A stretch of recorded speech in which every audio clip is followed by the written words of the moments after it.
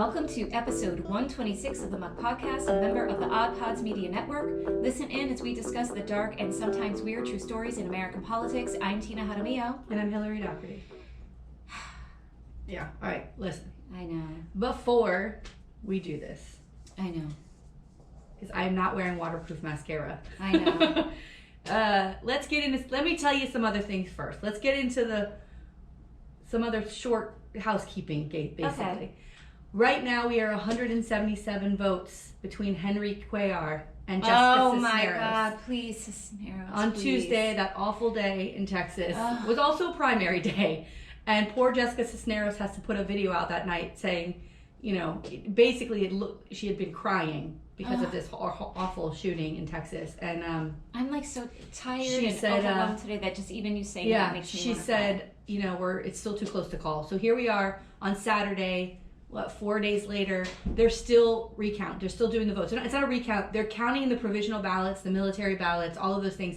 177 votes is too close to call. Although Henry Cuellar that night declared he won. I mean, I saw that and I was like, what a pompous, arrogant, male thing to do. The only person calling it. The election supervisor has not called it. Jessica Cisneros has not seceded. Good. I hope she doesn't. So we are not, this is not over. And so we are going to continue to monitor that and root for her. And I guarantee you, even if they call it, she will ask for a recount and it will not be declared until they do the recount. So let's just keep our hopes up. 100-some votes is so close. The other thing that, you know, I didn't get into, because at the time when we did that recording of that episode 2 weeks ago, because I covered Henry Cuellar and that he was he's the last pro-life Democrat in the U.S. House. What I didn't cover is that he also has an A+ rating from the NRA. Oh. So in Texas right now, that's really, well, actually anywhere in the country is not a good thing. Nice. So I failed to mention that, but I think that's kind of something that's really important at this point to mention, that this is a Democrat with an A+ rating from the NRA from South Texas, but I don't give a fuck. You're a Democrat. Yeah, I'm done. And also is pro-life. I'm so done. Henry Cuellar does not deserve to be a part of this party, and that's the end of that fucking shit. Yeah. Done with that. So let's keep sending good vibes and ask the universe to find these votes for Jessica Cisneros, and let's make sure she gets fucking elected, because progressives are the future. Young progressives are the future of this fucking party. Period. The end. Yes. I want to, speaking of the party, I want to say something that my friend Simon said this week that made me laugh really fucking hard. What? He said that the Democratic Party is basically an old, dusty circle jerk of pointlessness. Oh! And I really could not stop laughing. I thought it was one of the funniest fucking things I've ever heard. Yeah, he's very progressive. He's very progressive. Which I love. I mean, Bernie bro. Although he thinks Bernie's had his due and probably a little old at the time. But like, still, I thought that was very funny and the most perfect description of the party. An old, dusty circle jerk of pointlessness. And he's right. Anyway, so that's that. We had a gala that we were really excited about last Saturday. Oh my God. Which again, I know we're going to have a long discussion in a minute, but can we just please enjoy for a moment that we had a fabulous fucking time last Saturday before this madness. An amazing time, and the accolades go all to Alfredo. Absolutely, Alfredo planned that from top to bottom. Top to bottom, beautiful. It could not have been more perfect. Absolutely wonderful. Amazing. And it was what I said last week. Like, once it kicks off, it'll start going. We sat next to each other at the table, which is amazing. My friend Aaron was able to fabulous. Come. You looked stunning. Oh, so did you. Thank you. And you had an outfit change. I did. Which, by the way, I was like, once someone goes, "Don't you have another dress?" We're at the after party. Like, someone said, "Don't you have another dress?" And I go, "Oh yeah." And then I was like, I was a little hesitant. I'm like, should I do it? I went to my car. You should have seen me in my car trying to unzip that dress. I was like getting my arm out, like twisting it, unbuckling it, zipping. It was a little. There should have been a fucking camera in that car. Anyway, I came in and the dress was a hit. Like it was fucking awesome. Gorgeous. So everybody was like, gorgeous. Fabulous dancing. I love white women dancing. Drunk white women dancing. And my is husband, because I showed him, because had the like these the fringe. Yeah. And he goes, "Oh, she looks like an Irish Elvira." Ooh! And he goes, and then he said Elvira, but with this Irish accent. He was like, she's a, I laughed so hard. That should be my roller derby name. Oh, Irish Elvira. I I actually have one. I always say my roller derby name's gonna be Sunshine Goth. I like that. I love that. But dang, I was gonna say something. Sorry. So when listening to the last episode, we had mentioned Sarah Leonardi and Nancy Fry getting awards, and then we get there. And the Justin Flippin Leadership Award goes to our dear friend and podcast supporter. Most amazing. Supports our podcast, Sabrina Javiana from Hallandale Beach. She's fucking incredible. And so I was listening to last week and I was like, oh my God, we didn't mention Sabrina. Oh my God. Sabrina, I am just like the other women that we talked about last week, just so in awe of her. Yes. She's incredible. I wish at her age, I had the ability, like the intelligence, yes, and just the strength and the courage to. I mean, she sits on that dais, with toxic people, these people, and she's young, and wow, she's incredible. Wow, youngest elected city commissioner in the state of Florida ever. She's incredible. So she was 21 years old when she got elected. 21. And you wouldn't even know it. She's 21, but when she starts talking about the issues, you're like, she sounds like a seasoned veteran who's been around forever. I know. I'm like, man, me at 21, also, I was like, what's happening? Where am I going? She's passed incredible ordinances in the city. Oh my God. Historic. Paid maternity leave, I believe, was one of them. It's incredible. We need Sabrina Javianas on every board. Across this country. Definitely deserve that Justin Flippin Leadership Award. So congratulations, Sabrina. Yes. And everyone who received an award, and for the Dolphin Democrats, for the board, for Alfredo there especially. You pulled off a fucking incredible event. Everybody loved it. I mean, and drag show. And the details. Oh. The details. Yeah. The minute details. It's all of those tiny details that make it amazing. And there is no one like Alfredo who thinks of every possible thing to make it perfect. Yeah, it was amazing. It's incredible. Yeah. Incredible. Listen, people, political dinners are usually like, here's your rubber chicken, bye. Like, here's your book. I buy an ad, here's your book. And it's like boring as fuck. This was like a show, honey. It was run. It was amazing. So, and we were a part of it, which I think, congratulations to us too, by the way. We did a lot of work for that. I mean, it got to the point where I get an email. I like 2 days. Well, let's see. You did a lot. Like, I think Tuesday, or maybe it was, I don't know, it was Wednesday night, maybe? No, Thursday night. I got a text from Alfredo. I had just gotten back from the Phoebe show, which I'm about to talk about.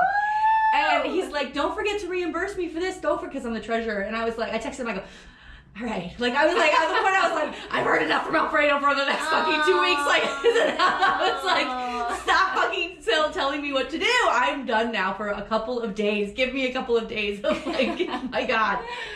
Oh, God, what a week. Okay, so. Phoebe Bridgers.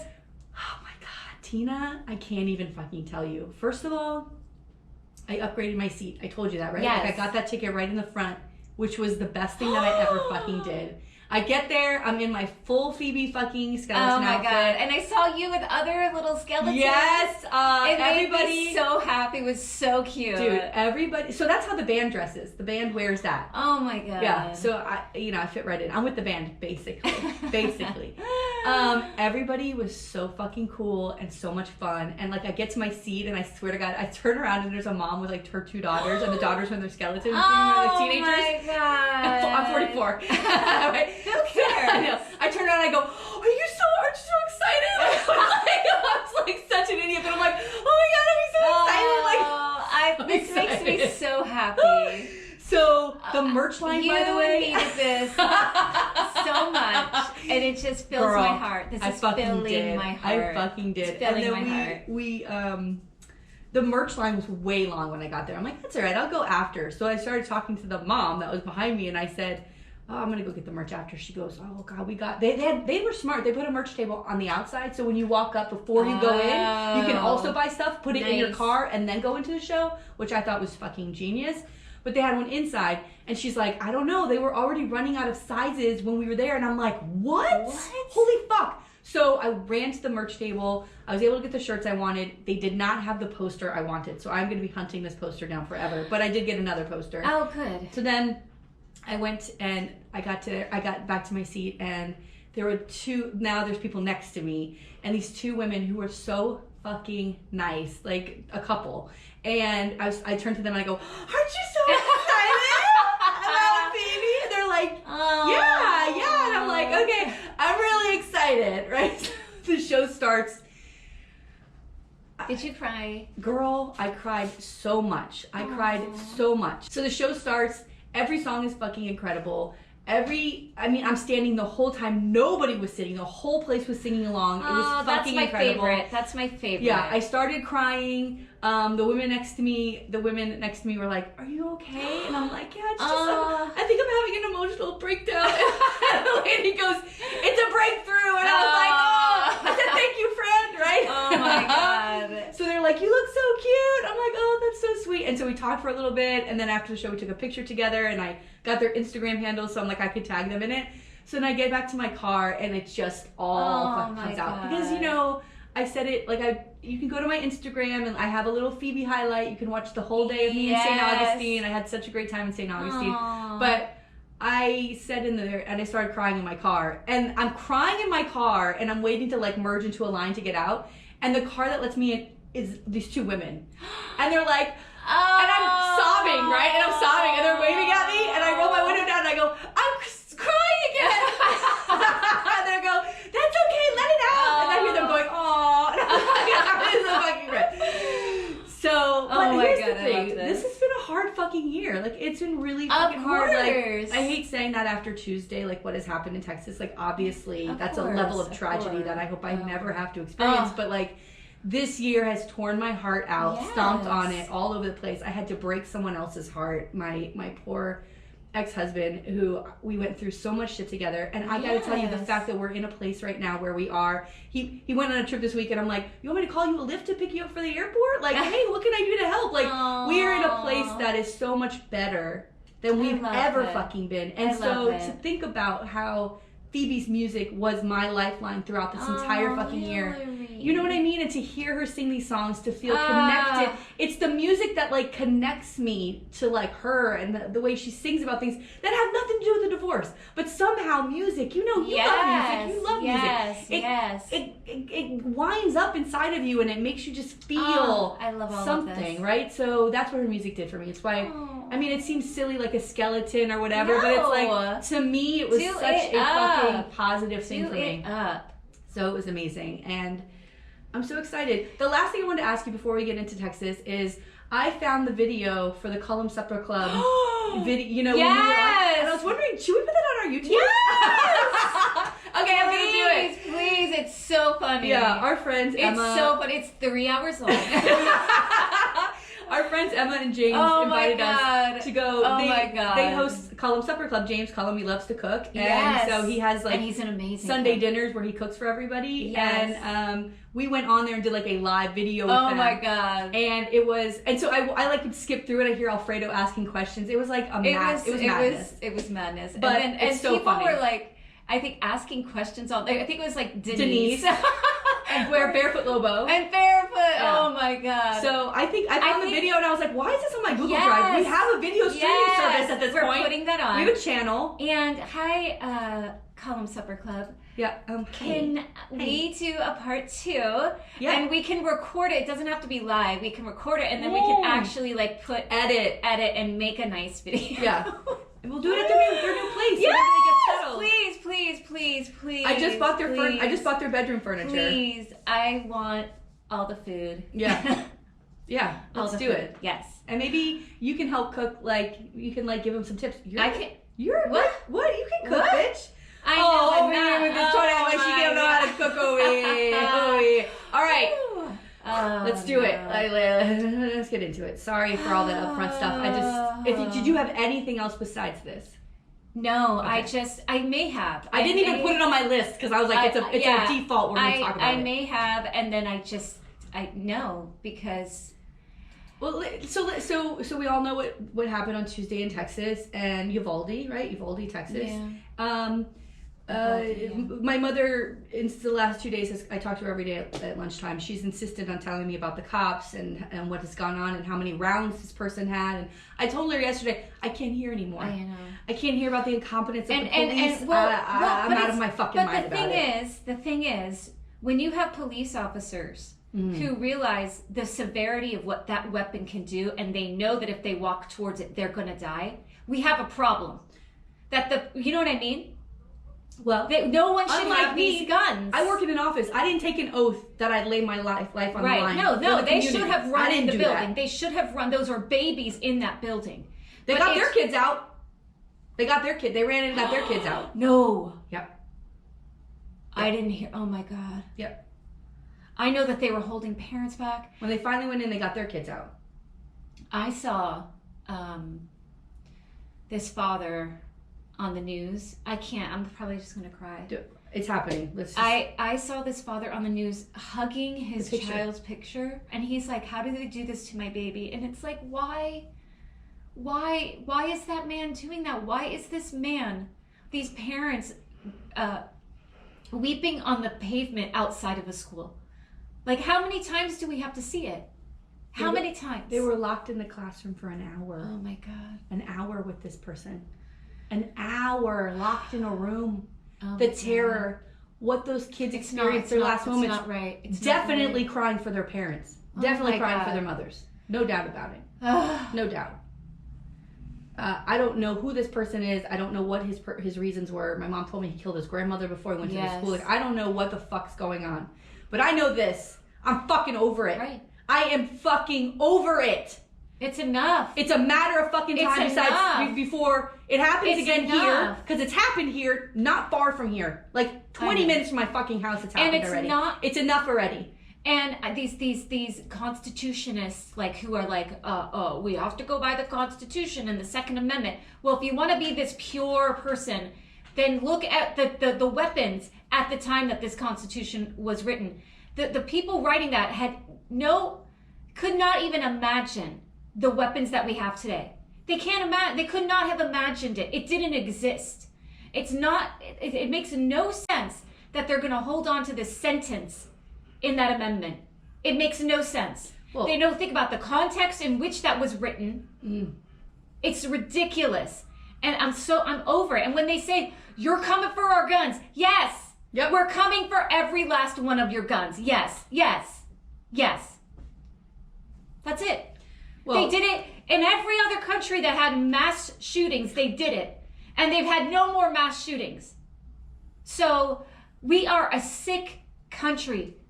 Yeah. The sickness is the violence. We are a violent country. We are founded in violence, and the violence has never gone away. That's who we are. That is who we glorify it. We glorify it. And the day after they go to the New York Times goes to the 50 senators on the record and asks every single one of them just about strengthening background checks. That's all they asked about. They can't do it. 34 of the 50 senators avoided or deflected the question, and nobody said yes, I'm for it. By the way, not one fucking senator said they're for it. Because guess what? They have sold their souls. They have sold their souls to the NRA. This is not even they banning. Don't give a shit. This isn't even banning guns. No. It's strengthening background checks. They want that A+. Which is the least you can fucking do. Least you can do is do a background check so that somebody like this guy doesn't get it. I read something that like in Japan, to get a gun, you have to it's like a 2 or 3 month waiting period. They have to interview your friends, your family. You have to go a psychological test. Like, you don't just get handed a gun. No. And if they were to go to that kid's grandma, that murderer's grandmother, and say, do you think your grandson have a gun? That one would be like, hell no. Hell no. No way. He's fucked up. The people at the school would have said no. That's right. But we don't do that. We go, oh, you want a gun? Here. It's your freedom. In 2021, Texas, the legislators there and Governor Abbott signed a bill that lowered the age to get a handgun to 18. This fucking murderer was 18 years old. And they stripped $200 million from mental health. From the mental health budget. So this does not deserve this didn't happen in a vacuum. Anything. They didn't happen in a vacuum. They hand every single one of these senators and electeds and anyone who made these bills easier, made it easier to get these guns. You are all complicit in the murder of these children, in every single person in the grocery store last week in fucking Buffalo. You are complicit in murder. Street corners, accessory in to homes, murder. Everywhere. Everywhere. Not just in mass shootings. If one person dies by a gun, they are complicit. Yes. They're complicit. Yes. The blood is on their hands. Absolutely. The blood is on their hands. And they cannot, I don't know how they go to sleep. Oh, they sleep very comfortably in their houses with their $2 million from the fucking NRA. In their rich little houses, and where they know that their children are going to some posh private school, right? They don't care about the middle class and the poor children who are dying. What about this? Right? Because their children are safe. What about the husband who goes to the memorial? His wife is one of the teachers who's killed, murdered, right? He goes to the memorial, has a fucking heart attack and drops dead. High school sweethearts, drops fucking dead at the fucking memorial. I know. The deaths is a ripple effect of thousands of people affected by these deaths. The families, the friends, the community, right?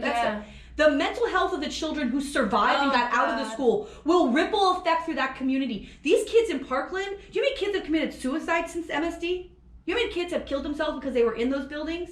And have mental health issues for the rest of their fucking lives. This isn't just these 14, 20 people who were murdered. It's not just them.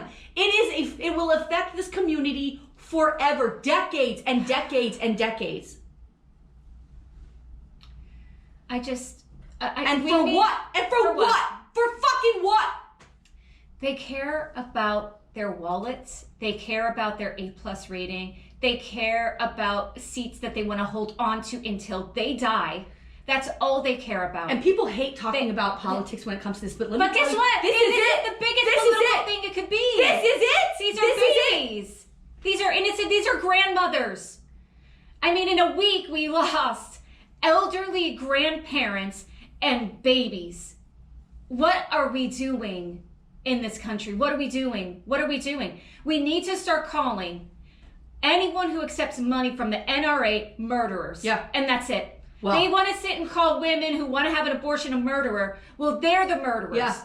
They're the murderers. Yep. Well, guess what? I saw a cardboard cutout, like a life-size cardboard cutout of Ted Cruz. I saw that. And he's got like a white shirt on. It's Ted Cruz. And someone wrote in red paint that looks like blood, I murdered 14 children. Yeah.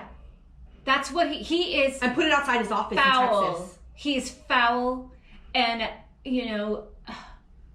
I don't believe in this, heaven and hell, but God, I would love to see them all burn for eternity. Here's the other thing. This is what I love. Burn for eternity. More than anything is the media spin that comes out after. And it's so clear because here's the thing that's so, really think about how sick this is, right?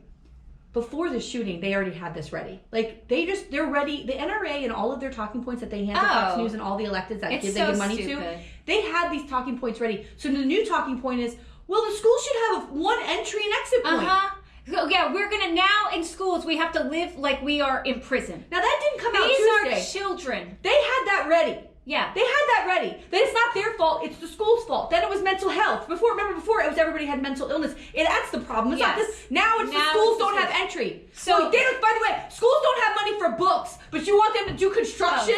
Fuck you. Right. Fuck you. Just take the guns away from people, you fucking idiots. You motherfuckers. You fucking murdering pieces of shit. Let me tell you something right fucking now. If one of these fucking kids was my kids, which I feel like they are. I feel like they're my kids. By the way, everybody should feel like they're their kids. Yeah. There's no child in this country that we should not be protecting as if they're our own children. When I saw some fucking kid out here being harassed across the street at the park by some woman with a Bible, I was running in a circle, and he was sitting there by himself on the bench, clearly waiting for his parent. He was probably 10 or 12.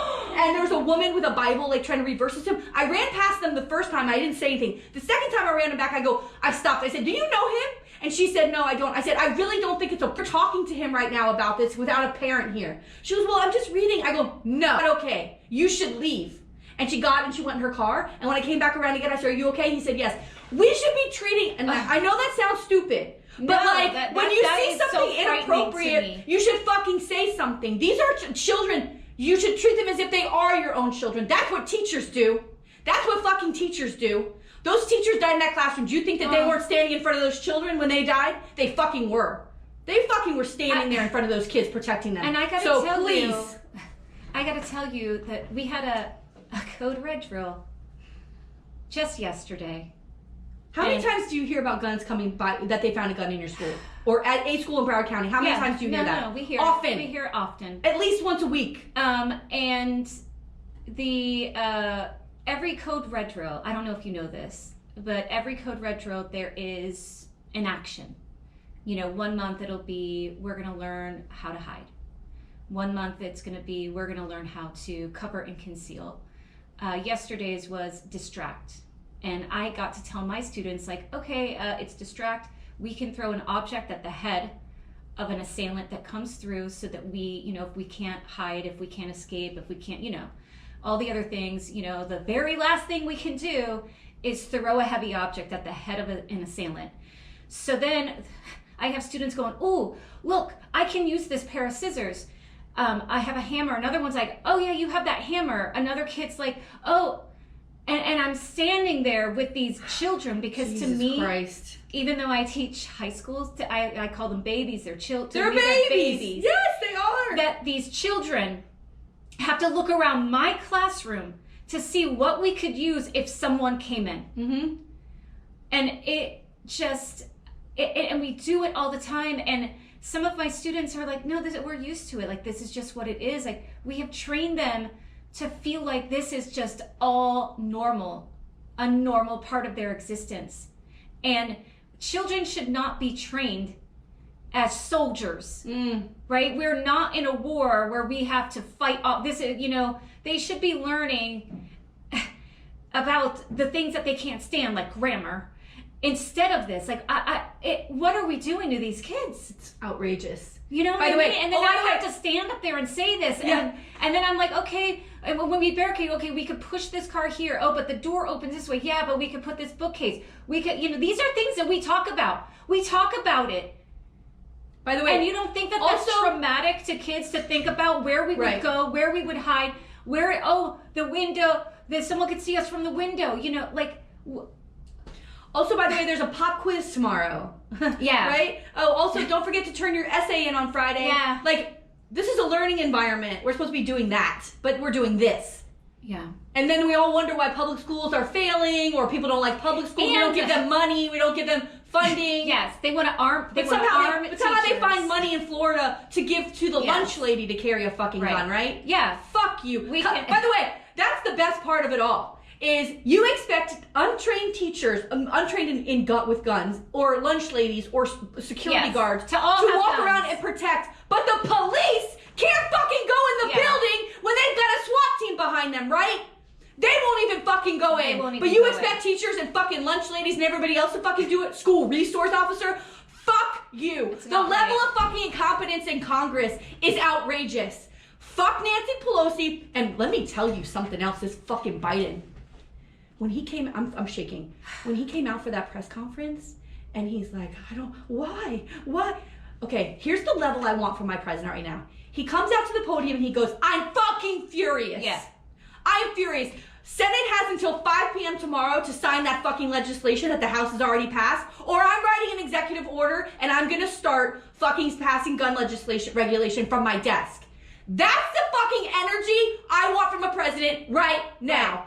You are the president. Don't tell me how we got here, because you were in the Senate for 50 fucking years, motherfucker. You went from Senate to vice president to the president of this fucking country. You better fucking come up with some goddamn plan to fix this, you piece of shit. I'm fucking over it. Get the fucking pen out like Trump did when you go like this. Trump would go like this and show everybody his executive order. Where's Biden with my fucking executive order? These children deserve to be alive and tucked into their fucking beds every night.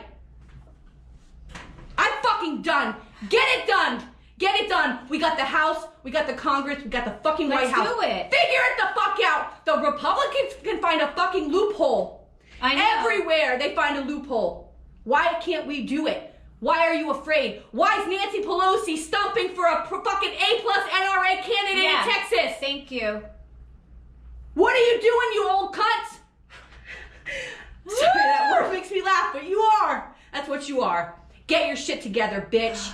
Get your shit together. When I say bitch, I mean Biden. Tina, the camera's gonna die. We're never gonna get through this whole episode. Let's go. All right. Oh, God. Is your story long? I don't think it's super long. I want to die. I want to go to the people and fucking take a nap. And done. And I don't know. I wondered that too. I wondered this about the executive order, and I don't know if it's because... It can't be a ban, but you can definitely do some shit. There got to be something that can be done by executive order, but absolutely. I don't know because it's the Second Amendment. You know, I don't know what those rules are. Not banning, but totally, you know. But doing something, but the background checks, the mental, like there's something that can be done. Come on. There has to be, right? Yes. I mean, yes. All right, so today, I'm going to tell you the story of a former Dixon, Illinois comptroller and treasurer. Ooh. Oh, money. You know, when I chose my story this week, I was like, you know, last week I had done like that white supremacist who had the cache of weapons and all of that, and I was like, I can't do that. So we're gonna lighten it up a little bit. Okay, let's do it. All right. So Rita Crundwell served as Dixon comptroller and treasurer for almost 30 years, beginning in 1983. But Crundwell bankrupts her career when a city clerk discovers suspicious account activity. Okay, our story takes place in Dixon, Illinois, and it's not huge. This is a small city. I say small. It's got about 16,000 people. Yeah, tiny. Yeah. And one of its sites, I saw this and I'm like, oh God, is like, you know, these tiny towns are like they whatever they can use to go like, hey, we have this thing. The biggest ball of yarn. Yeah, well, theirs is Ronald Reagan's boyhood home. He lived there for 4 years. But they're like, this is the Reagan home, and it's a museum, and it's a historic house. It's one of those houses like 1890s, and he lived there from like 1920 to 1924. And they're kind of all about Reagan, like there's statues, and I guess, you know, I get it. You're a small town, a president, like lived there.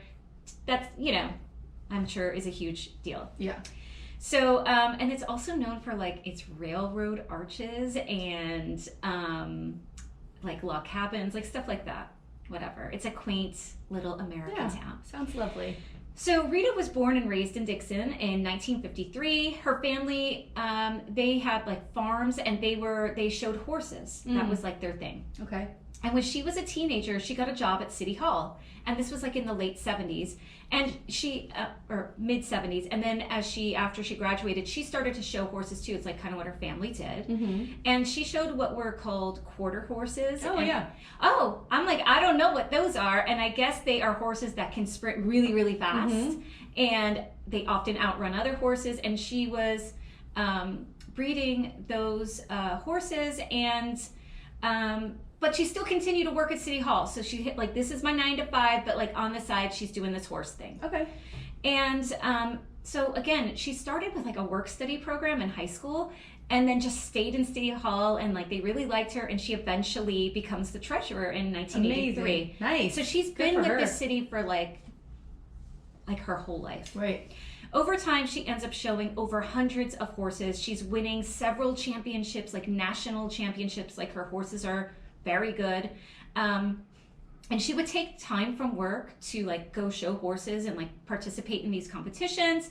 And a report from Auburn University noted that she always docked her pay for the time gone and all of that. And her salary at the time of her arrest was about $80,000 a year. Hey, that's pretty good. And according to Fraud Magazine, she lived modestly. Wait, what? I know. She had a modest lifestyle for a while. And then in the 90s, the more as like she was like showing her horses like on a national level, she started to make big changes to her property. She was buying stables and like, you know, buying more horses. And these horses... but there's big money in these horses. Yeah, so, you know, you have some horses, then you're selling horses. Yeah. You know, it's a thing. Yeah. And she was buying more and more land. At one point, she bought like 87 acres of land, and then she bought like another like 7 acres and another 12. So she had a lot of land. And she had created like an arena like for them to practice, offices, stables, like the whole shebang. Like she's like in the horse industry.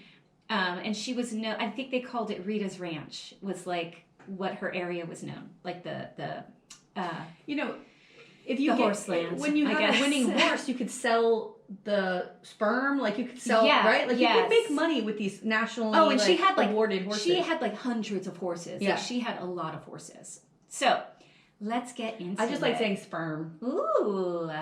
So believe it or not, Crundwell was involved in what is known as the largest municipal fraud in American history. What? And girl, I was shocked. Like when I read this, I was like, I can't believe she got away. In this tiny little town? I cannot believe how long she got away with this. Holy shit! For 2 decades. Dang! Crundwell robbed the city of Dixon. Beginning in 1990, she starts embezzling money from the town. And NBC5 Chicago noted that she did this. It's wild to me. So she did this. So what she did is she created false invoices that looked like they were coming from the state of Illinois. So like the state of Illinois is like, okay, you have to pay us for X, Y, and Z. So she would put in the budget, we got to pay this much money to the state and this much money. And then that money would go, she would go to her. Yes. Wow. She would pretend to pay these invoices. So according to Charles Hall's article for CPA Hall Talk, the city budget at the time was $6 to $8 million. Yearly audits occurred, budgets were approved, and a case law file on this situation noted that she lied to city officials, and she was starting to tell them that it was the economy and all of this for the reductions, like we're not getting as much money from the state, or all of this is impacting the city budget because they couldn't afford things that they wanted to do to improve the town. And, she's laying people off. Like, they're like, we can't afford this, we can't afford that. And she's like, it's just hard times, like doing the best I can. And they believed her, but meanwhile, like it's her hand in the cookie jar. Jesus. So in 2011, right, she started this in 1990. In 2011, she goes on vacation. And on this vacation, she tells the city clerk, hey, you're going to have to take over paying the bills, whatever. Oh, God. While I'm gone. Oh, no. And the city clerk stumbles upon a bank account in the city's name, but something wasn't right. Right? Oh, my God. She saw the account was being used to use some high-end, like high-end things that were personal items and not city items. Bitch, you can't go on vacation when you're doing this shit. So your life is a vacation. Yes. You're stealing money. That's it. You're the end. So she reports her findings to the then mayor, who reports it to the FBI. Ooh. Yeah. And the mayor reported a feeling at the time that when he had to report Crundwell, because remember, like these are people that have known her since she was a teenager. Like she's a part of their community. They trust her. That's the word. When you trust somebody, you don't want to believe these kinds of things. And he said, quote, I literally became sick to my stomach, and I told him that I hoped my suspicions were all wrong. That feeling in the gut happened. Yeah. And boy, like when they dig in, they realize this was a level of fraud that like surpassed anything that they had ever seen. Wow. In the end, she embezzled almost. Let me guess. 10 million. Higher? 30? Higher? Oh, bitch, what? $54 million. $54 million.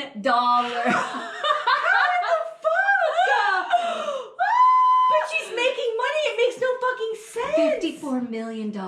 Oh my God. So that CPA Hall article, this article, it's like from the CPA, and it's this accountant that's like, here's where the town went wrong. He's jerking off his fucking report. he's like, but yes, basically. Hold on. The CPA's like, but basically, where the town went wrong was she was the only one who had control. That's right. There's nobody. There's no one auditing anything else. Like, they didn't have any outside auditor at any time. We had somebody. It's only her. We had an office manager at my job. I'm the office manager now, but like for the first 4 years I worked there, we went through many office managers. One of them was doing some shady shit that of course I didn't know about because I was just like, my job, right? And my boss saw it because my boss is like. He knows numbers like I told him 2 years ago. He's like, wasn't this a 10 million thing? And I was What? like, oh, let me check. And he was like, I mean, he knows it to the fucking penny. Wow. And you can't get shit past him. And I can't believe this woman even tried, but he caught her getting into some fucking shady shit. Yeah. Dang. But you have to have 2 people looking at that stuff all the time. And they really, really trusted her. Like, you know, again, she's someone that was working in that city since she was 17, you know? It sucks because especially when you are trusted, that is not okay. So, this article by Hall like really outlined what she did. So I'm going to summarize it. I have it in our notes so you can read like the full details. But step 1, if you want to, you know, embezzle from your town, is to create a secret bank account in the city's name. And she does this in 1990. She named the account RSDCA for Reserve Sewer Development Construction. And she's the only person authorized to write checks from that account. And the account never appeared on the city's ledger. I was going to say, you can so keep it off no there. one would be the wiser. She's creating the reports. Yes. So she's not going to put it on there. Step 2, cover things up. So the real money was coming in from this like capital fund project and that was recorded officially. But again, she would write the checks debiting the expenses and crediting cash and things like that. And she never noted the deposits to that RSDCA account. It would be like, oh, I got to pay this invoice. And so she had this like state of Illinois invoice. All the documents are there, but the money is then being deposited. And at the bank, you know, they know that she's handling that. The bank isn't going to know what is on the city's ledger. Right. You know what I mean? Right. And the bank did not pick up that like the money was going to personal expenses. Yeah, why would the bank do that either? So, and she would just like, you know, spend freely. Some invoices, according to Hall, were for $250,000, but most of them were around $100,000. Wow. Yes. And they just assumed that they were paying these state fees and like these other things. I just don't understand. I'm sure you're going to get into it, but like, why would she do this? 90, that's when she started doing the horses. Like, why would she do this? I mean, it doesn't really say in detail, but I think it's to fund this horse life that she wants. My God, horse life. Oh, I'm writing that down. Horse life. Hashtag horse life. So as a treasurer, like I said, she's cutting jobs, she's borrowing money, all while living this life. And is she fucking? Is she married or anything? It didn't she really get into with a horse cock. Yeah. So the Chicago Tribune reported that she was stealing right up to her arrest in 2012. Jesus! The year that she bought a horse for $350,000. See? These things are expensive! And P.S. that money was supposed to go to a sewer project. Oh, sorry about your backed up toilet. I needed to get a horse. But what's funny is that Auburn University released an opinion piece and noted that a city commissioner, I thought this was so funny, and this was like in 2011, like right around when she's going to get arrested, the city commissioner, Roy Bridgman, at the time said that Rita looks after every tax dollar as if it were her own. Whoop! She sure did. That's a hell of a quote. Oh my God. He didn't have any idea how right on he was. Oh my God. Holy shit. So how did she spend the money? So according to WGNN's Ben Bradley, she bought fur coats, jewels, houses, a $2 million RV, and of course, horses. Wow, dude. So she ends up with over 60 charges. Wow. And the mayor, you know, had worked with the FBI, and he says at one point, like that the day that he knew like things were going to go down at the office, you know, he was like, hey, he walked in with like a federal agent, something, and he's like, her expression didn't change. Like he's like, he somehow thought that she was going to like be freaked out or like, oh my God. And he's like, nothing. Like at some point, she knows. You know, come on, like we talk about this all the time. Yeah, we talk about this all the time. Like when people are doing stuff like this, we always think like, how could they? But the fact that it went on for so long, she knew eventually she's gonna get caught. She probably was like, well, my she time was is up. so damn cocky that hey, I'm gonna retire. Yeah. I'm gonna close out that account. No one would be the wiser. You know, she should have done that. Damn.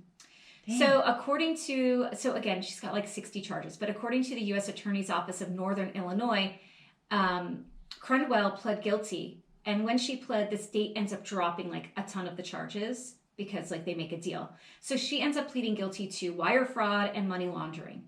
And the sentencing, the U.S. Attorney's Office press release stated that Curndwell was sentenced to 19 years and 7 months, almost the full 20-year sentence allowable by law. God, it feels like it should be more. It should be more. It's $54 million, but still 19 years, 7 months. So she was like, please, I'm going to be an old woman when I come out, like this, that, what and the about other. my horses? Yeah, give me a break. Assistant U.S. Attorney Joseph Penderson said, glue factory, honey. Yeah. While the city was suffering, the defendant was living her dreams. And the judge in the case, Philip Reinhardt, said that she showed, quote, greater passion for the welfare of her horses than the people of Dixon she represented. I mean, it was living her dream with the fucking horses is the greatest thing ever. It's so good. I mean, I just wish she's so passionate and she loves these horses so much she's willing to fucking steal $54 million from them. I know, but I don't feel that way about anything. I don't feel that way about anything. She's also living the high life. You know what I mean? Yes, like, of course. Of course. It's not just the horses. Like, she is living it. And I would imagine that people would probably think, oh, she's buying and selling more horses, and it's her horse farm and business maybe that is allowing her the luxury of the life that she's living. Right. Instead of the, There's so much good money in that. Like, I don't understand the point of stealing the money when you could make really good money. Yeah. During the victim impact statement, Mayor Jim Burke, the guy who, poor guy. His heart's broken. She's like, fuck you, where's my horse? You don't give a fuck about this guy. Outlined how it felt to be taken in by Crundwell. And I want to read one part. Okay. I thought this was so, I was like, oh. It's poor dope. There's a quote. So I liked it. So here it goes. She was motivated, in the words of Dixon Police Chief Danny Langloss, by trophies and horses, or, in the words of Shakespeare's tragedy of King Richard III, a horse, my kingdom for a horse. He's in court with this quote. Yeah, but I know you. Shakespeare's teeth like, ding, ding, ding, ding. I know. I was like, I gotta say that. I gotta put that in there. My horse, the kingdom for a horse. It's so awful. Listen, do not steal. Bad. But like, all of this for horses is so fucking funny to me. I know. Like, there's a horse stable down the street from my house, and if you even just drive by with your windows down, it smells, you want to vomit, okay? It smells like horse shit. I mean, it's terrible, right? Like, I can't believe she's doing all this for fucking horses. I remember running on, and then you get to that one part, you're like, oh shit. That's the literally. And you gotta hold your breath for fucking 5 minutes. Yeah. It's so disgusting. And she's oh my God. My horses, honey, please. Honey. I mean, they are beautiful. All right, whatever. I mean, I guess. I've never gone like horseback riding or done any of that. That was like, to me, like, that's fun. like rich people. Oh, honey, I went horseback. You want to hear rich? I went horseback riding in Costa Rica. Oh. In these mountains, through a river, on the beach. Oh, honey, I was living my best life. See, that sounds amazing. But then the guy who was taking us around thought that my sister-in-law, who's 4 years younger than me, was my daughter. And I was like, can someone drown me in this river now? Because I'm going to fucking die. Okay? Fuck you. Also, I love Costa Rica, but that guy. Oh, that's so amazing. But then he picked mushrooms for us, and hey, that was the best. And literally for that too. Yeah. Okay, so the U.S. That's right. We like it. We like my God. The U.S. Attorney's Office press release also noted that she was ordered to pay back $53,740,394, and this would come from selling off her assets, which include those precious horses that she loves so much. And the Chicago Tribune reported just this May of 2022 that the town had been making strides under a new treasurer. They have approved. That person's got 5 people looking over their shoulder. They've approved a budget. They've worked on like beautification projects and the like, which they report is a stark change to how things were under Crundwell. And this is funny. Like, when she was in charge, they had to put off buying a new fire truck because she's there's no money in the budget for a new fire truck. What a bitch. It's the same year that she managed to buy that $2 million RV. I got an idea. I got some horses that can pull a water cart and they can roll up to the fire with the water cart. Oh my God. This bitch. That's dangerous. I mean, come on. It's messed up. She's such an asshole. So in the end, according to NPR Illinois, the city was able to recoup about $40 million. So I mean, that's pretty good. That's pretty good. And the auction for her stuff took place, and I'm going to have pictures from the auction. They're $14 million short, but it's all right. It's pretty good. I mean, my God, $14 million off. So much fun. Holy this poor shit! Town. It's so fucked up. This poor town. Yeah. What about Reagan? Did Reagan roll in and start talking about trickle-down economics? Oh my God! Let's go to our Lord and Savior, Ronald Reagan. What would he do in this situation? Oh, please. I bet you she voted for Reagan. Totally. No, she did. All right, so the auction for her stuff took place November to December in 2015. So here are some points of interest. Okay. She gets released in 2021 after serving only 8 of her 19 years. She fleeced this town for $54 million and she's out. Wow. And there are so many people, and we know we've talked about this all the time, who are in jail for like a dime bag of weed. I mean, for the smallest things, and they're in jail for life and they can't get out. She got out. White lady. So, and the thing is, Ben Bradley's WGN 9 article said that she's back in Dixon. I don't know how she can go back to this town. I was gonna say, did she come out of the jail like and go galloping and away? Get up on a horse and fucking right off into the sunset? No, she's back in Dixon. Oh my god, bitch, you got some fucking nerve showing your face around here. She's got some nerve. Oh my god. And so the former U.S. Marshal Jason Wojcilo, he explained, so he would have to go to jail to visit with Crundwell because that's where they had to catalog like all the shit so that they could auction it. So he would meet with her and he said, quote, she conveyed to me more of a sense of disgust that she had been sentenced that long. She was very visibly shaken by the fact she was serving nearly a 20-year sentence. My god. However, my god. She's just arrogant, right? That's like the vibe. Jesus. So though the original press release from the U.S. Attorney's Office noted that she had to, this was a federal crime, right? So with a federal crime, you cannot be up for parole. There's no parole, like you're sentenced to your time and that's it. Like there's no way that you can parole out. And you're supposed to serve at least 85% of your sentencing, which would have been 16 years minimum, right? But, and when she first was released, the FBI doesn't give any reason. And the Chicago Tribune noted though that COVID-19 was the reason. And NBC5 Chicago reported that in April 2021, she wrote a letter to the sentencing judge that read, I know at my sentencing you felt I was not given a death sentence with my projected age of release of 77. But now with my deteriorating health condition and the danger of the COVID-19 pandemic, I feel I have been given a death sentence. I mean, oh well, why do you deserve leniency and no one else? Yeah.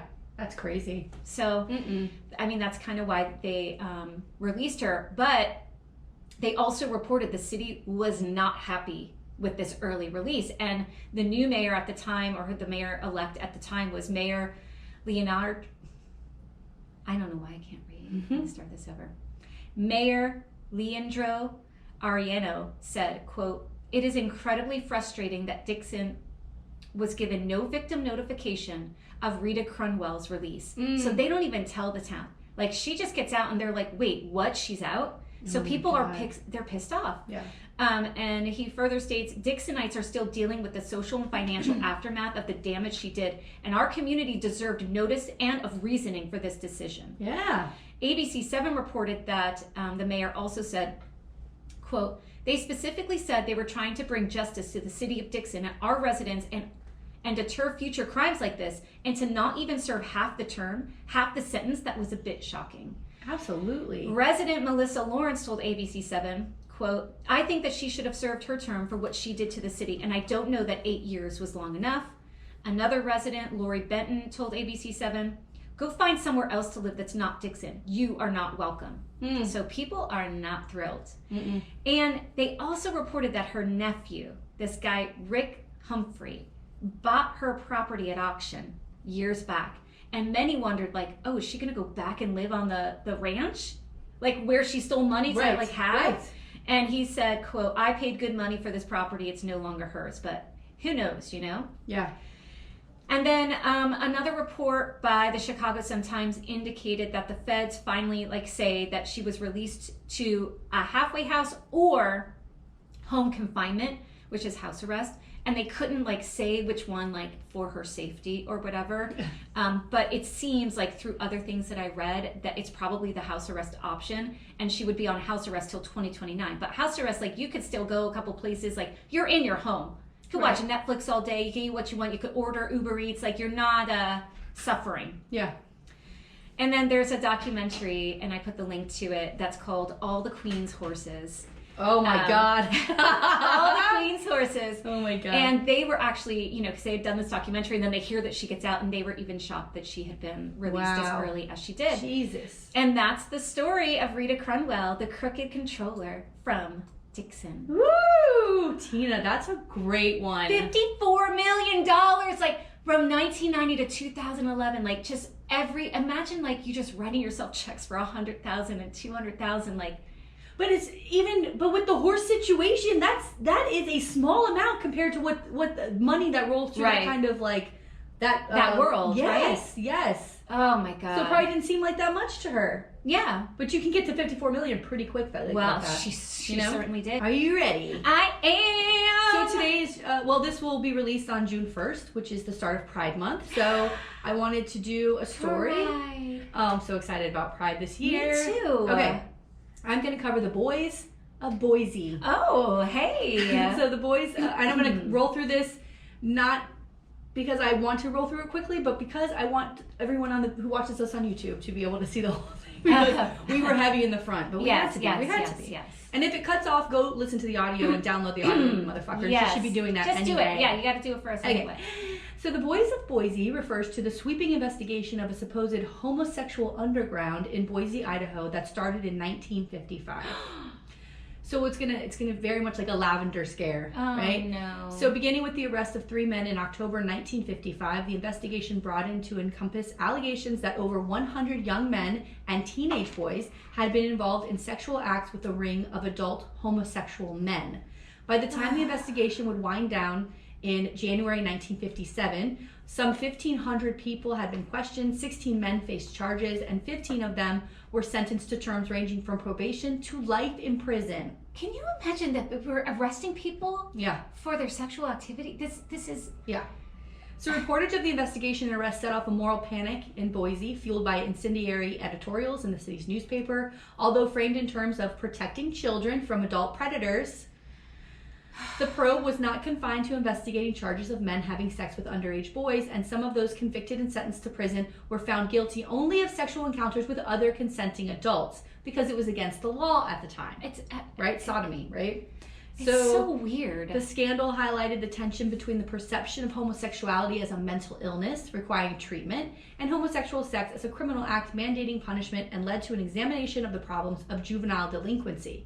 The reasons behind both the start and the end of the investigation are unclear. So we'll get into it, but it seemed like there was somebody in charge in Boise who was gay. They called him the Queen. We'll talk about that. Who people didn't like. And so somebody wanted this investigation started, and so they start saying, well, they're fucking boys, basically.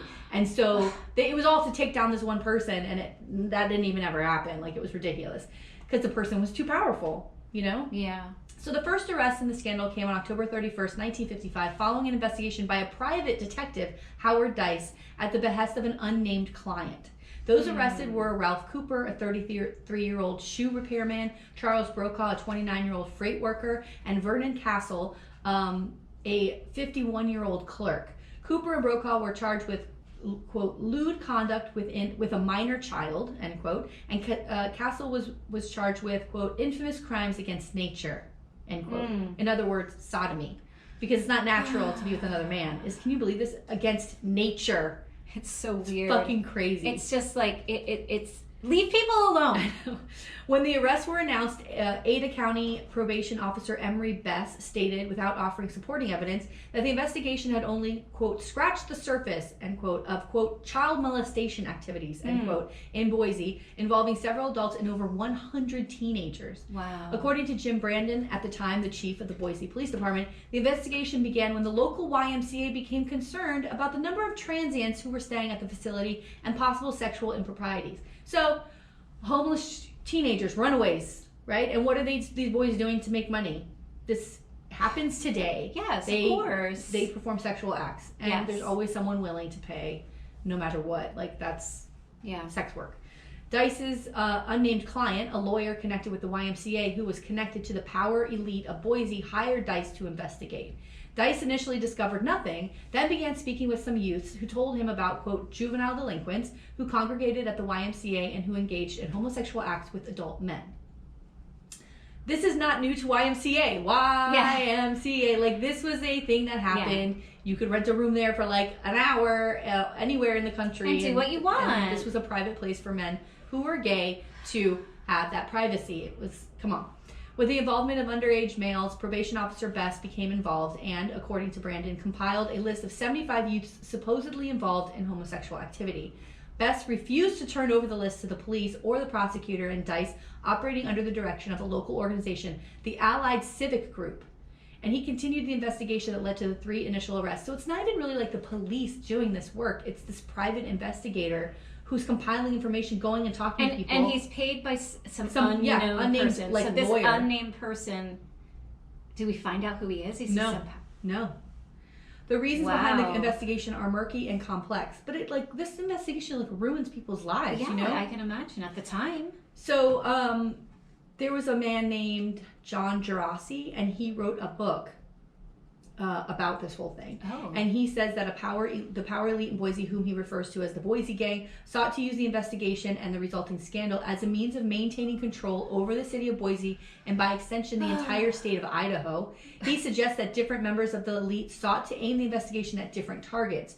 The editor of the Idaho Statesman, Jim Brown, and others wanted to undermine the current reform-minded mayor and his administration. So there was people in charge who were trying to make Boise 1955 progressive, and they didn't like it, right? So they started to say, how can we target these people?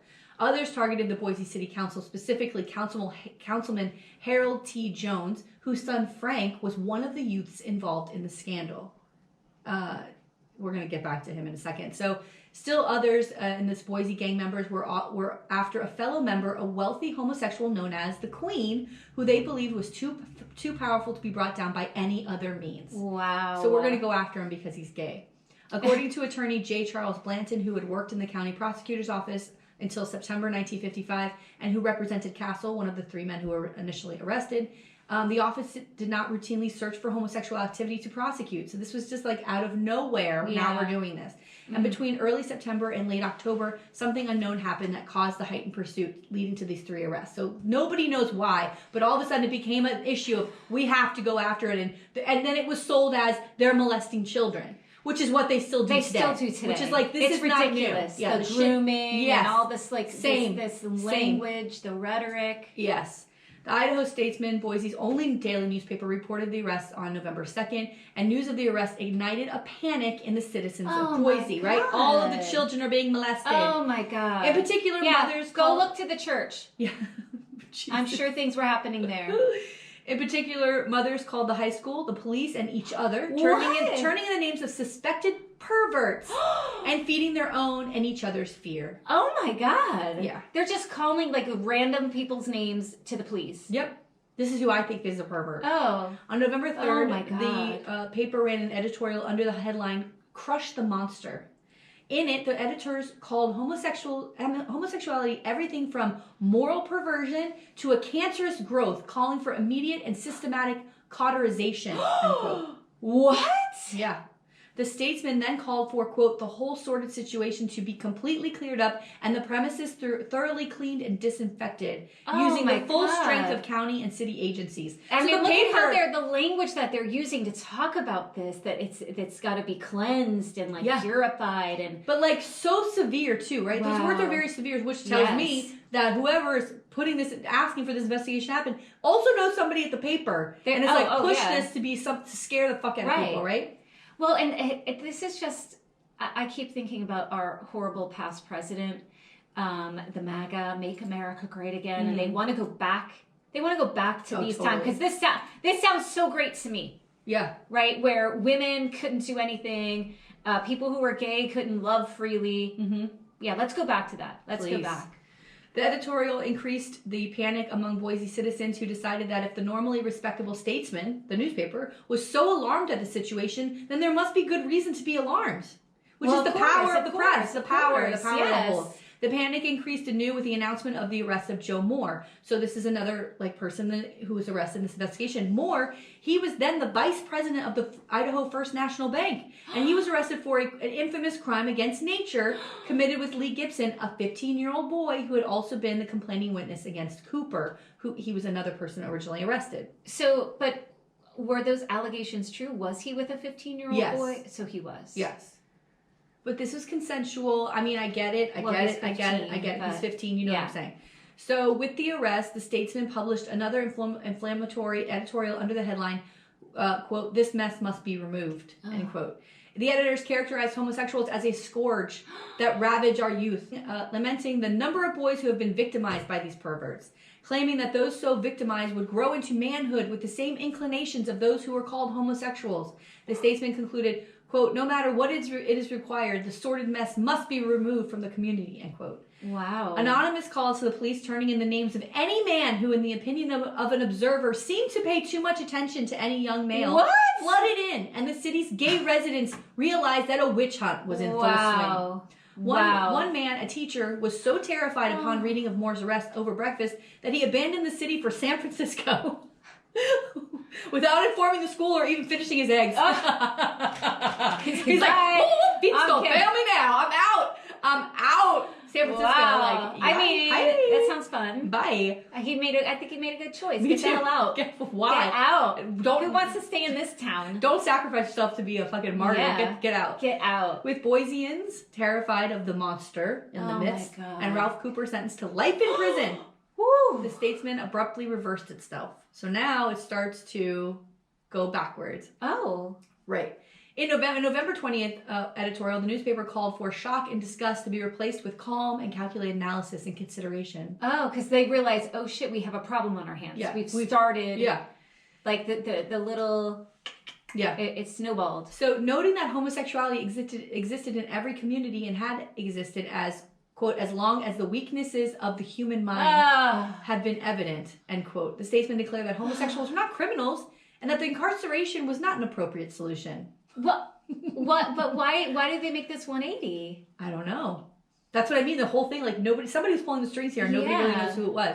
It claimed that as long as the focus was on punishing the adult homosexual, then the involved boys who had been infected by the adult men in the same way, that the men had themselves been infected as children, would, quote, travel the same path and carry the identical threat to the next generation of youth, end quote. Oh my God. The paper concluded that homosexuals should still be pursued, quote, before they do more damage to the youth, but with a goal of psychiatric treatment rather than imprisonment. I'm sure that went well. And that plans for, yeah, right. I mean, come on, let's talk. I got to cover that. So that plans for assistance to the boys must be made immediately, quote, in order that they do not grow into manhood to become homosexuals, end quote. God. The editorial did nothing to abate the panic, and the investigation continued. So they realized, oh shit. Yeah. Like we've contributed to this bullshit. We can't pull it back. Yeah. We can't pull it back, and they're trying to pull it back, but now it's the hysteria is out and they can't contain it. Right. So then it starts to get national coverage. On December 12th, 1955, Time magazine published an article called Idaho Underworld, in which it recounted the initial arrests and convictions and claimed that a, quote, widespread homosexual underground had preyed on hundreds of teenage boys for the past decade, end quote. Time followed up on January 2nd, 1956, reporting additional arrests and sentencing, and the suggestion from Boise psychiatrist John L. Butler, who had been appointed director of the Idaho Department of Mental Health in December 1955, that rather than sentencing the homosexual adults to prison terms, the state should instead, quote, build up community supports for them. One alternative might be to let them form their own society and be left alone, end quote. Oh. Could you imagine? Okay. What, like a camp? Wow. Should we put them in an internment camp and have them have their own society of gays? Oh my God. You fucking asshole. This is a guy who's in charge of the Department of Mental Health. On December 22nd, 1955, the Boise City Council issued a statement in which it announced the hiring of a new private investigator to take over the investigation, William Fairchild. Fairchild was known for his work investigating homosexuals employed by the State Department. The city, the county, and the prosecutor's office jointly paid for his services. Fairchild expanded the investigation and quickly developed a list of 500 suspected homosexuals. How do they? I just don't understand how the list. Because these people are calling in and saying, I know, it's just crazy. This person at 7-Eleven looked at my son a little too long. It's so bizarro. Plus, the people who always become targets are the people who are loners, right? Like people who are just don't want to be part of the community. They just want to do their job. They go home and they don't want to be bothered. Or like in other witch hunts, there is another motive there. Right. You know, they this guy and these dummies don't even know my neighbor plays his music too loud, or this, I can really get him now. You know what I mean? Like who knows why some of these names are added to that list. So bad. When the news of the arrest broke, probation officer Emery Best claimed that close to 100 underage boys had been involved in sexual activity with adult men. Gerasi, again, this is runaways. People like this, it's not, you know what I mean? Gerasi interviewed 28 men who had been enrolled in Boise High School during the scandal. They all disputed the notion that 100 underage boys were involved with adult men. Psychiatrist Butler agreed, stating his belief that only 65 boys were involved in the same sexual activity, including mutual masturbation. There were only 4 or 5 boys whose sexual involvement with adults went as far as oral genital contact. These boys were characterized by Butler as, quote, tough gang members, end quote, who engaged in sex work, making $5 to $10 each time they engaged in sex, and blackmail, threatening to expose the men to the police if they refused to pay. On December 15th, 1955, 3 days after Time broke the story, and in the wake of closing arguments in the sentencing hearing of Joe Moore, who was that vice president of the bank, Boise residents held a meeting to discuss the problems of homosexuality and juvenile delinquency. Speakers included the psychiatrist Butler, L.E. Clapp, who was the warden of the state penitentiary, Jim Fowler, the counselor from the local junior high school, and Boise lawyer Frank Church, who would go on to the United States Senate in 1957. Oh, great. The meeting featuring contradictory remarks from the various speakers on the nature of homosexuality and the role of parents in the lives of their children in preventing delinquency angered many in the community who felt that Butler, in particular, the psychiatrist, whom they viewed as an outsider despite his roots in the city, was casting aspersions on their ability as parents and calling for government interference in their lives of their families. So it's not their fault. Yeah. But they're going to call everybody perverts, though, right? Oh my God. One boy who was particularly affected by the scandal was Frank Anton Jones, who was the son of that council member, Harold Jones. And he was named in a statement given by Blaine Evans by Melvin Durr, an actor and director who had left Boise for San Francisco in the early days of the investigation in January 1956. Durr stated that he had engaged in mutual oral genital contact with Frank once in the summer of 1953 when Frank was 14. Oh. Frank, in 1956, now, years later, he's a cadet at West Point, and the sheriff from Boise flies to D.C. to retrieve Frank and bring him back to Boise to testify, to interrogate him. Oh my God! And he says that nothing happened, right? But, because he's the son of a councilman, it seemed like it was a political witch hunt, right? Yeah. Like we're going after this kid. This kid later on kills himself. Oh my God. Right? Because of how bad it was. This is fucking insanity. It's insanity. And maybe there was something there. Maybe he was ashamed. Maybe. I don't know. But you don't fucking do this. The kid's at West Point. Yeah. What are you doing? So the end of the investigation was perhaps as murky as its beginning. On December 29th, 1955, William Harvey Baker admitted shooting and killing his father. So this guy Baker was convicted of manslaughter in June 1956 and sentenced to 10 years in prison. But he was also a key prosecution witness against Moore and other defendants in his involvement. And his involvement in the shooting was one factor which seemed to shift public opinion regarding the witch hunt. Like, if this guy's killing his dad, right, is he really a credible fucking witness? Yeah. And all of these things, right? So this starts to get, it starts to kind of unravel, right? Right. And others in the community were also embarrassed by the publicity and attention focused on Boise by the Time article. And as a defense They're attorney, the ones that all went nuts, so you reap what you sow, you know what I mean? Absolutely. As a defense attorney later put it, quote, it was as if there was a general feeling that the cases had gone far enough. Not only the court, but the people of Boise felt this, I think. Oh my God. Gerasi marks the sentencing of Melvin Durr on January 21st, 1957, following a probation violation as the conclusion of the scandal. Along with the public unease over the Baker incident and the embarrassment of the Time publicity, Gerasi suggests that the crackdown was getting too close to people entrenched within the same power elite that had pushed the investigation in the first place.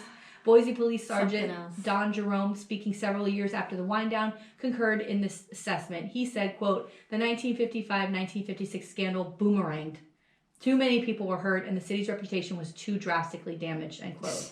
However, some of the men convicted in the crackdown dispute this interpretation. One said, quote, the real big shots I knew as homosexuals never were arrested. Another agreed, and he said, quote, and they never knew who that millionaire queen was. They knew all about him before they picked me up because they asked me about him and I confirmed it. Wow. So, end quote. So by the end of the investigation, 1,472 people had been interviewed, and several of them, which I will list in our notes, were arrested and convicted, like 5 years in prison, life in prison, like, and a lot of that was the underage, right? The underage thing, I feel like, absolutely. Look, I mean, they're kids. Yes, of course. Jurassi does not identify these men in the book, but I do have them listed in our notes, and he stated that they were convicted, they were sentenced to probation, some of them, and quote, and were therefore capable of establishing new lives without the stamp of ex-con, and perhaps without their convictions disclosed, end quote. That's it. That's the Boys of Boise. That is wild. I know. I mean, these I just love the parallels of, like, of grooming, right? Yes. And all of the things that they say it's today. Such garbage. Yeah. It's such garbage. Right. It's just all about instilling fear and everything else. I know. So we have a few minutes. Do you want to read your speech that you're going to give today at this thing that you're going to do? Okay. So Tina is speaking at a vigil today and as a teacher. Yeah. And so she has this amazing speech, and I thought she should read it for everybody. Let's hear it. And I got to say, I got to thank my husband, who is, I told him, you're my Cyrano. Cyrano. Oh my God. All right, let's hear it. Oh my goodness. Genius. Okay.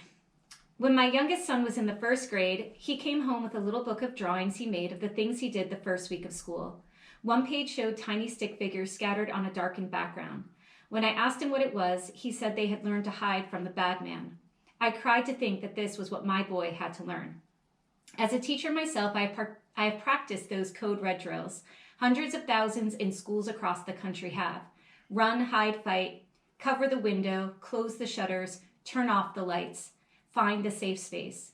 So routine, almost mundane. We practice, then more children die. Over and over, it never stops. The fact is, American children learn with a gun to their heads. But it's not only them. Every single one of us is threatened by a nihilistic political party and the vampiric politicians who have sold their souls to the moneyed interest of death. Their deceitful rhetoric and their dishonest solutions disgust me. We know, and they know, that they need to impede real solutions because they are enthralled to the perverse NRA and the paranoid far right.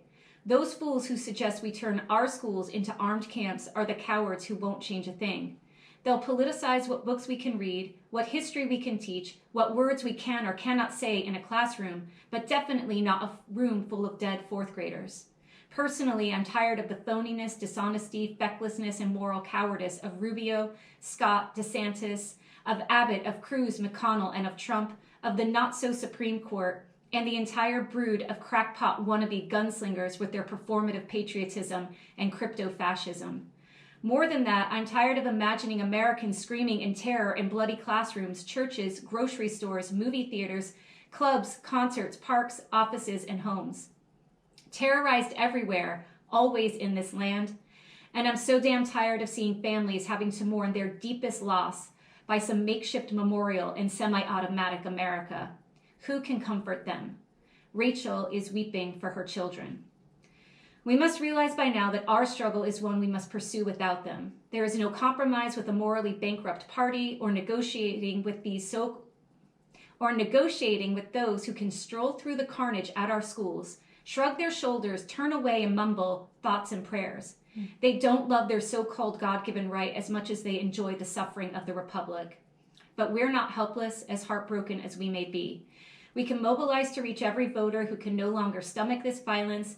We can hold the mealy-mouthed politicians accountable. We can remind them every chance we get of the faces of the victims. We can force them to answer questions they seek to avoid, and we can force them to examine our scars and their shame. So don't move on. Don't let the pain fade. Don't allow them to explain it away. Volunteer for organizations like the ones here today and for candidates who will fight for gun reform. Donate your time, your money, your all. We can staunch the bleeding. We can heal. We cannot bring back the dead, but we can give meaning to their memories. We have to. Our lives are at stake too. Gun control now. Woo! So fucking Is it good? Oh, it's so fucking good. Tina. Oh my God. So good. It's so sad. Like, and I'm nervous. I'm like, I hope No, you'll be great. am loud enough. I'm really proud of you. And I'm going to be reading it from my phone. So hopefully Don't that's have your hands okay. shaking too much. I know. Take a deep breath. That's why I was Go like, as I can't slow have as you more want to go. coffee. I know you got 3 minutes, but fuck them. You're more I important know. than anybody else. You're in the fucking please. classroom every day. Fuck these motherfuckers. Does it feel teachery enough? Yeah. I mean, there are a lot of very big words that I don't understand. So yes, but it's beautiful. Okay. It's wonderful. I'm proud of you. Thank you for doing this. Thank you for standing up and saying something, and for always representing the muck in the best way. I represent in the worst way. Oh, please. Thank you to Nancy Fry who put this whole thing together. Absolutely.